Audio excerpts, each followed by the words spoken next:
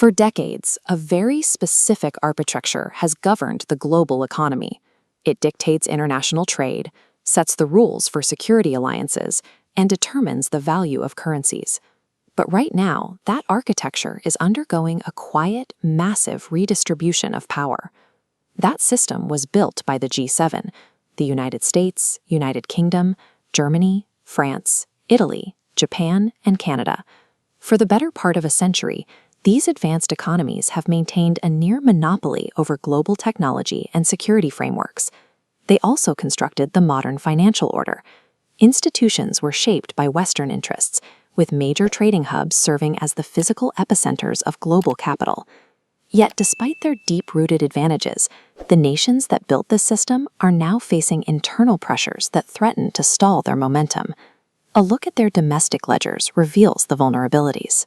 The advanced economies are grappling with continuously rising national debt levels, while simultaneously experiencing slower baseline economic growth.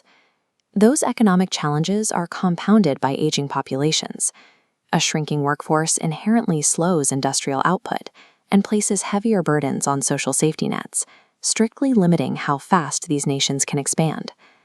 As the traditional architects of global power face these internal constraints, their ability to set the pace for the rest of the world begins to stall, leaving a vacuum in global leadership.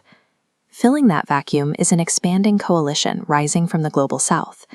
Brazil, Russia, India, China, and South Africa form the core of BRICS, an alliance bringing serious, measurable momentum to the global stage.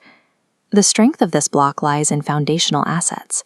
India and China alone account for a massive share of the world's population, and together they drive a dominant portion of global manufacturing output. To that industrial base, Brazil adds immense agricultural leverage, controlling vast food production capacity required to sustain those growing populations. And the physical machinery of these nations is powered by Russia, which currently maintains its position as an energy superpower with vast reserves and established infrastructure for oil and natural gas. This chart compares the trajectory of average economic growth rates between the G7 and BRICS. While per capita wealth remains lower, their overall economies are expanding much faster. Projecting forward, this guarantees a shift. The mathematical center of global economic weight is moving toward developing economies. By aggregating population, food, and energy, BRICS is utilizing raw scale to force a rebalance of geopolitical leverage. In a world anxious about supply chain resilience, controlling base resources grants immense strategic power. But relying entirely on raw materials and cheap manufacturing is only part of the strategy. The competition is already expanding into the next critical sector: digital infrastructure and advanced technology.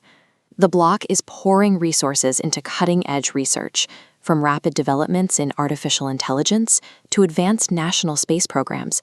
They are proving their capacity to innovate outside the G7 sphere. Those technological leaps are matched by financial engineering. BRICS nations are building alternative payment systems and fintech ecosystems designed to route capital without touching Western frameworks. This is translating directly to physical movement. New trade agreements are now directing millions of tons of goods strictly between these member states, creating a network that operates independently of traditional trade routes. At summits like this one in Johannesburg, these independent systems are politically formalized.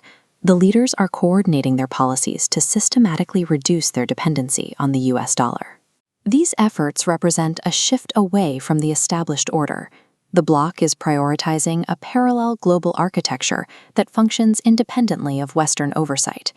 It is easy to look at this momentum and assume it signals the immediate collapse or complete replacement of the G7. That is a misconception. The incumbent bloc retains severe structural advantages. The United States, Europe, and Japan still lead the world in high-end innovation, control top-tier financial systems, and maintain the most formidable military alliances on the planet.